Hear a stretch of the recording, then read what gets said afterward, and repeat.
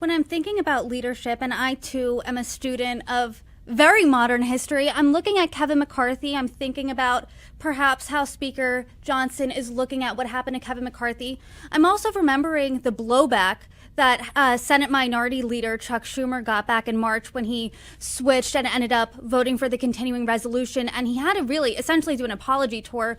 I mean, Minority Leader Hakeem Jeffries at the time couldn't even, you know, defend Schumer's decision to vote at the time. Do you think there's an element on both sides here that is personal, and that's why both sides are so entrenched here, especially when you're looking at leadership and what's happened in the past couple of years? Well, going back to March again, I think there's another key difference that I did not explain, in addition to the healthcare situation in the middle, which is the timing of it. So, as I recall, last time in March, we were not anticipating that the Republicans would be able to pass a CR on a party line vote. That had not been done before. Usually it is a broad bipartisan group that passes a CR.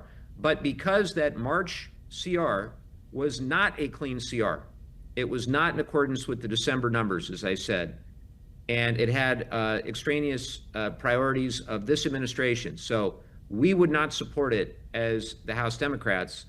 But we did not anticipate, we meaning Democrats at large, Chuck Schumer, et cetera, I don't think anticipated that it would pass on a party line vote. And as I recall, it was just a day or two later that the Senate had to take it up. So Schumer had to make a very fast decision.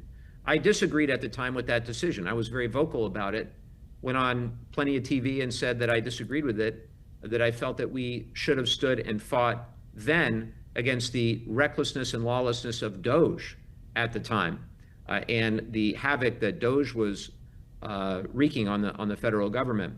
But what's done is done. What I know today to be the facts are that Chuck Schumer is fighting for the health and well-being of the American people. We are communicating in a way that House and Senate Democrats don't have a whole lot of daylight between us right now, and I'm encouraged by that. And I also see Mike Johnson refusing in any way to stand up for anything that isn't in exact alignment with what Donald Trump wants.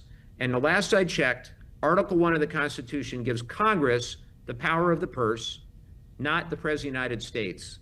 The Anti-Deficiency Act says that Congress determines what to spend and not spend on, not the president spending unilaterally without the consent of Congress. So we have an out-of-control budget director, we have an out-of-control administration, and we have a Speaker of the House refusing to stand up to them in any way and afraid to even have an honest discussion, which is why I think one of the reasons he prevented his members from coming here this week, because there are a lot of difficult questions that I don't think they're going to be able to answer.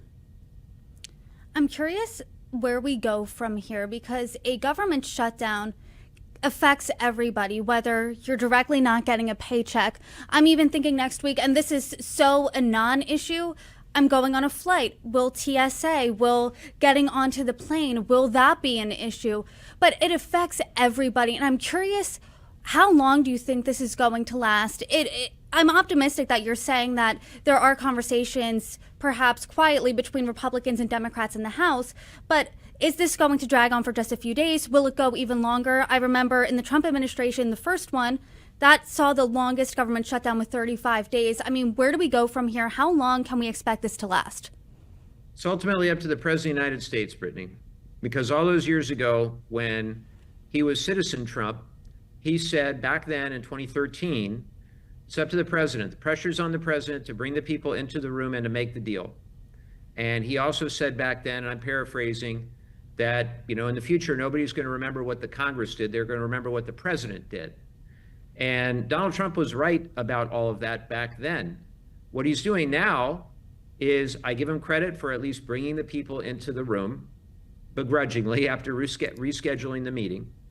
But in terms of leadership, all I've seen from him since is childish, mean-spirited tweets, blatant mischaracterizations, shifting blame, just making stuff up.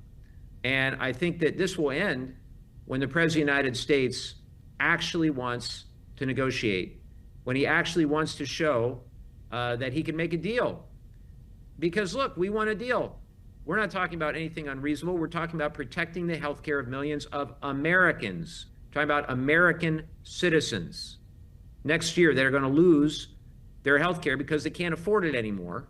And then millions more, they're going to have to decide between whether they have health care or enough to eat, or health care and their rent. This is not like theoretical. This isn't some game. This is going to hurt millions and millions of people. Republicans in the red states, Democrats in the blue states, everybody needs health care. So it's going to end when Donald Trump wants it to end. How hard of ball, and I'll leave with this question, how hard of ball are Democrats playing here? Is there a world in which the government reopens, the shutdown ends, without any type of health care reform concession from Republicans? Well, I sure hope not. I am not a member of the United States Senate. Of course, you know, in the Senate, the threshold is 60 votes. There are 53 Republicans. We saw Rand Paul side with the Democrats yesterday, and we saw three of the Democrats side with the Republicans. So I think it was 55-45. So I'm not there in the room, but I can tell you that my two senators, Adam Schiff and Alex Padilla, I've been in touch with both of them, and they're standing strong. And I've encouraged them to, make sure that they have those conversations with their colleagues so that Senate Democrats stand strong. I think in this moment, the health care of millions of Americans is worth the fight.